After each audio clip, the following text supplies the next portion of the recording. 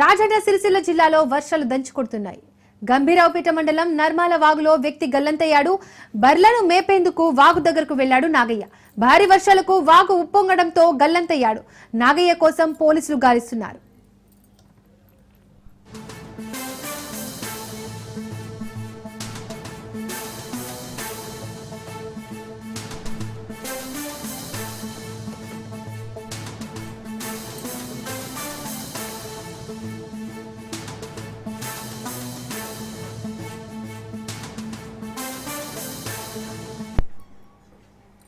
ఈ ఘటనకు సంబంధించి మరిన్ని డీటెయిల్స్ మా ప్రతినిధి రవీందర్ అందిస్తారు.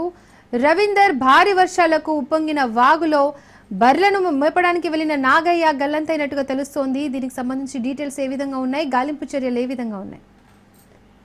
దీపిగా, అయితే నిన్న రాత్రి నుంచి ఎడతెరిపి లేకుండా కురుస్తున్న వర్షాల కారణంగా కూడా కరీంనగర్ ఉమ్మడి జిల్లా వ్యాప్తంగా భారీగా వర్షం కురుస్తున్న పరిస్థితులు అయితే కనబడుతుందని చెప్పవచ్చు. రాజన్న సిరిసిల్ల జిల్లాలో అధికంగా వర్షపాతం కూడా నమోదైన పరిస్థితి అయితే చెప్పవచ్చు. అయితే గంభీరావుపేట మండలము నర్మల వాగుకు సంబంధించి వాగు ఉధృతంగా ప్రవహిస్తుంది. అంటే నిన్న రాత్రి నుంచి కురవడంతో కూడా ఈ రోజు ఉదయం నుంచి కూడా అది ఉధృతంగా ప్రవహిస్తుంది. అయితే ఆ క్యాంపుకు సంబంధించిన నాగయ్య ఆ బర్లను మేపడానికి కూడా వెళ్ళడం జరిగింది. అయితే ఈ వర్షం పడుతుంది, కానీ వాగు అప్పుడు ఉదయం వేళలో కొంచెం తగ్గుముఖం పట్టుండే, ఇప్పుడు అధికంగా ఉధృతంగా ప్రవహించడంతో కూడా నాగయ్య దాంట్లో గల్లెత్తైనట్టుగా ఒకవైపు కనబడుతున్న పరిస్థితి చెప్పవచ్చు. అయితే నాగయ్య బర్లకు మేప వెళ్ళింది, ఇంకా ఇంటికి రాలేడనే కోణంలో కూడా వాళ్ళ కుటుంబ సభ్యులు అక్కడికి వెళ్లి చూడడంతో ఆ వాగు ఉధృతంగా ప్రవహిస్తుంది. ఆ ఉధృతంగా ప్రవహించడంతో నాగయ్య దాంట్లో గల్లంతయ్యాడనే కోణంలో కూడా పోలీసులకు సమాచారం అందించడం జరిగింది. పోలీసులు ఊటావుటిన అక్కడికి వచ్చి అంటే ఈ అక్కడ పరిసర ప్రాంతాలను అయితే వెతుకుతున్న పరిస్థితి అయితే కనబడుతుందని చెప్పవచ్చు. ఎందుకంటే ఆ వాగు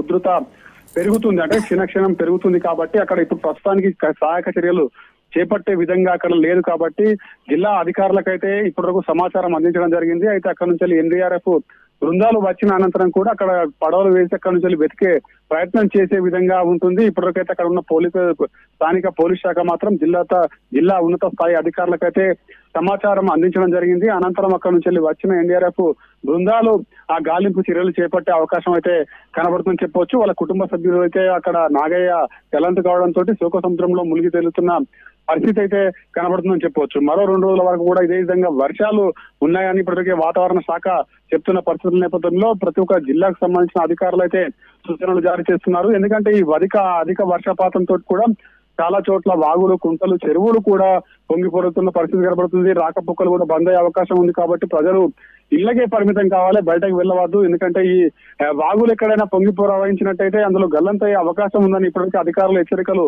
జారీ చేస్తున్నారు. కాబట్టి నాగయ్య మరి ఉదయం వెళ్లడంతో వాగు ఉదయం తగ్గుముఖం పట్టింది, కానీ ఇప్పుడు అధికంగా పెరగడంతో కూడా నాగయ్య అందులో గల్లంతు కావడం జరిగింది. అయితే ఆ జిల్లా నుంచి ఎన్డీఆర్ఎఫ్ బృందాలు, అంటే కేంద్రానికి సంబంధించిన ఎన్డీఆర్ఎఫ్ బృందాలు వచ్చిన అనంతరమే అక్కడ గాలింపు చర్యలు చేపట్టే అవకాశం అయితే కనబడుతుందని చెప్పవచ్చు. అక్కడ ఇప్పుడు ప్రస్తుతానికి అయితే పోలీసులు భారీ గేట్లు ఏర్పాటు చేయడం జరిగింది. అటువైపు ఎవరిని కూడా పోలించని పరిస్థితి అయితే కనబడుతుందని చెప్పవచ్చు.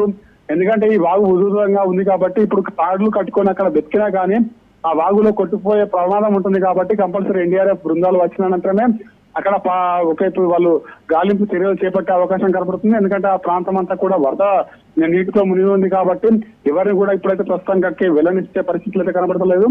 ఆ ఎన్డీఆర్ఎఫ్ బృందాలు వచ్చిన అనంతరమే అక్కడ గాలింపు చర్యలు చేపట్టే అవకాశం అయితే కనబడుతుందని చెప్పవచ్చు. Deepika. Right Ravinder, thank you.